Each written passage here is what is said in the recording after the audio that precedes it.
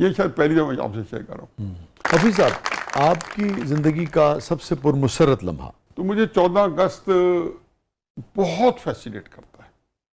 ٹھیک ہے، میں سمجھ گیا. اچھا، دوسرا مجھے اب آئے ریئل سینس میں میچورٹی کے ساتھ، تو حقیقت ہے کہ مجھے جو حقیقی خوشی ملی نا، وہ مجھے ملی جو ہے وہ 28 مئی کو نیوکلیر دھماکہ. ٹھیک ہے، اور جو مجھے اب 10 مئی 2025 کو خوشی ملی ہے نا، یقین جانو مجھے تو میرا دل، وہ ہم سنتے تھے بلیوں اچھلتا ہے، لیکن اسی کیفیت سے متعارف نہیں تھا. اگر کوئی مجھے کہے کہ وہ کیا اس کا مطلب نکلتا ہے، میں کہتا ہوں مجھے 10 مئی کو خبریں تو سچے ساتھ ہی ہمارے اندر ایک آ گیا تھا جی، اور ابھی تھوڑا کنٹروورسی تھی کہ نہیں ہے فلاں ہے، لیکن 10 مئی کو جیسے ہمارے اٹیک کے بعد اور جو کچھ ہوا، پھر اس کا جو دن تھا پھر اس میں اضافہ کرتا رہا.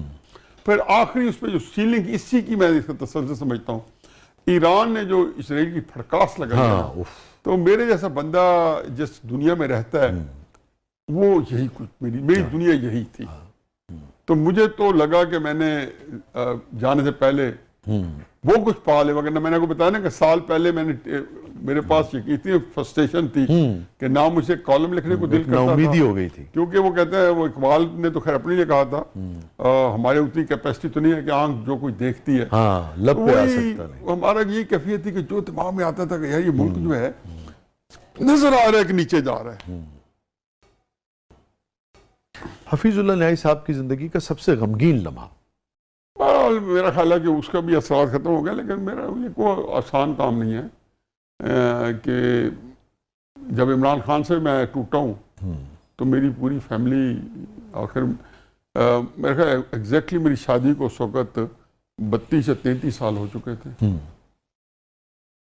تو بہرحال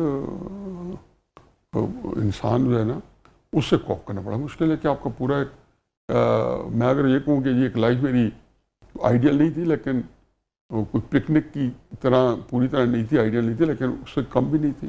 ٹھیک، بڑی بھرپور فیملی لائف تھی.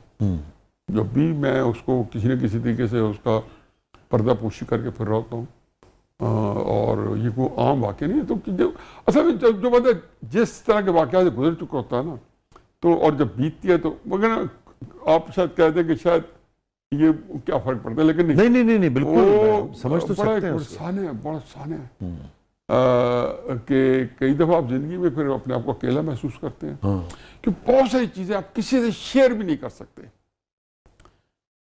مثلاً بہت سی چیزیں آپ بہن بھائی سے شیئر نہیں کر سکتے، بہت سی چیزیں آپ بچوں سے نہیں کر سکتے، ایسے ہی، اور دوستوں سے کہیں نہیں کر سکتے، تو کئی ایسی ہیں ان سے کسی کے ساتھ بھی نہیں کر سکتے. تو وہ آپ کو اپنے حفظ اللہ کے ساتھ اکیلے بیٹھ کے کرنی ہوتی ہے. ویسے شاید ایک اور بات بتاؤں آپ کو، اسی پیرا میں جب یہ شروع میں میرا عمران خان صاحب سے اس طرح کا واقعہ ہو، تو میرے لیے ذہنی طور پہ میں جو ہے نا ہوش و حواس کھو تو نہیں کہنا چاہیے، لیکن مجھے پتا ہے کہ میں اس طریقے سے میرا کنڈکٹ جو تھا بہت ڈسٹرب رہے. میں کہتا ہوں جی مجھے اپنے پہ غصہ آتا تھا کہ یار زندگی میں کوئی چھوٹا واقعہ، یار آپ تصور کریں کہ آپ کی پورا خاندان، آپ کا گھر، میرے بچے بیچارے مجھے مورد الزام ٹھہرا کے پھر ہوں گے کہ ہمارے والد نے ہمیں اچھی کی، کہ ہمیں سوسائٹی کے اندر بھی کہ یہ گھر کے اندر ہے، یہ عمران خان صاحب کا جی فلاں رشتہ دار ہے، جی فلانا گئے، یہ فلاں کا جی ماموں بچے مامے دے نال ہو یا پیو دے نال ہو. مطلب یہ ساروں کے ساتھ ان بیچاروں کو اس سنگینی کے ساتھ، یہ چیزیں کچوں کے ہوتے ہیں، یہ سوالات نہیں ہوتے، تو یہ آپ کسی سے نہیں شیئر کرتے. تو میں آپ کو اندازہ لگائیں کہ میں آئسولیشن میں چلا گیا. یہ شاید پہلی دفعہ میں آپ سے شیئر کر رہا ہوں. میں 2013 مہینہ 50 دن بالکل اکیلا خانس پر جا کے کمرہ لے کے کسی کو بتائے بغیر، ویسے کسی کو میری اس وقت فکر بھی نہیں تھی، نہ میں کسی کے کانٹیکٹ میں تھا، ایک عجیب و غریب سا ماحول تھا. تو میں کہا مجھے اتنا مزہ آیا، میں نے کہا یار پہلی دفعہ زندگی میں حفیظ اللہ خان کے ساتھ رہنے کا مجھے موقع ملا. شاید کتابیں تھیں، میں تھا، اور بس اللہ کی ذات تھی.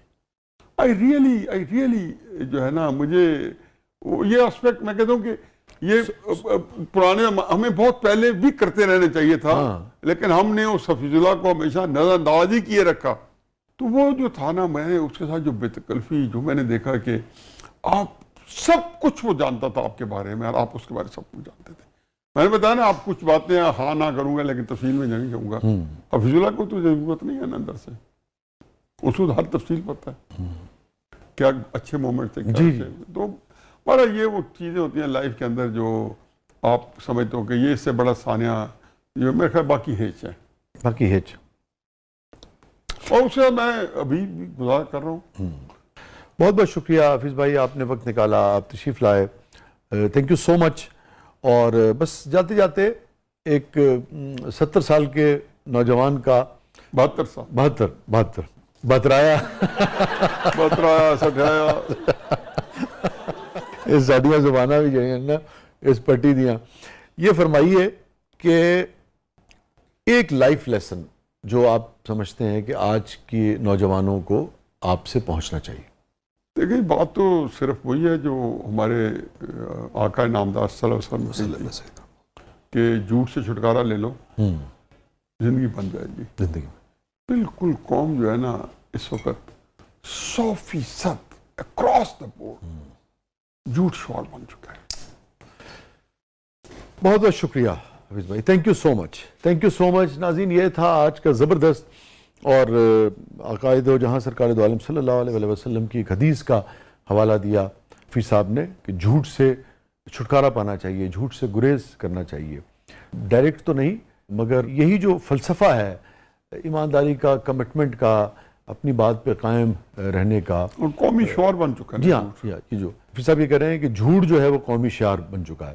اور میں یہ کہہ رہا تھا کہ یہی جو دین کا فلسفہ ہے سچائی کی طرف جانے کا، جھوٹ سے گریز کرنے کا، اسی فلسفے کی بنیاد پر کچھ اشارتیں اسی پر پروگرام کا اختتام کرتے ہیں. جو اپنی بات سے ہم کو مکرنا پڑ جائے، جو اپنی بات سے ہم کو مکرنا پڑ جائے تو ایسے جینے سے بہتر ہے مرنا پڑ جائے. واہ واہ، یہ وسیع شاہ صاحب کا ماشاءاللہ، کیا بات. جو اپنی بات سے ہم کو، شکریہ، جو اپنی بات سے ہم کو مکرنا پڑ جائے تو ایسے جینے سے بہتر ہے مرنا پڑ جائے. یہ ہجر ایسے ہے جیسے کہ زخم زخم ہو، اور یہ ہجر ایسے ہے جیسے کہ زخم زخم ہو اور نمک کی کان سے ہم کو گزرنا پڑ جائے. یہ ہجر ایسے ہے جیسے کہ زخم زخم ہو اور نمک کی کان سے ہم کو گزرنا پڑ جائے. کچھ اس طرح سے وسیع زندگی گزاری ہے، کچھ اس طرح سے وسیع زندگی گزاری ہے جو کام آتا نہیں ہو وہ کرنا پڑ جائے. یہ آپ نے میرے بارے میں یہ خلاصہ پیش کیا اور میں احتجاج کروں. Thank you so much, thank you so much. ناظرین، اپنے فیڈ بیک سے ہمیں آگاہ کیجیے گا. اجازت دیجیے، اللہ حافظ.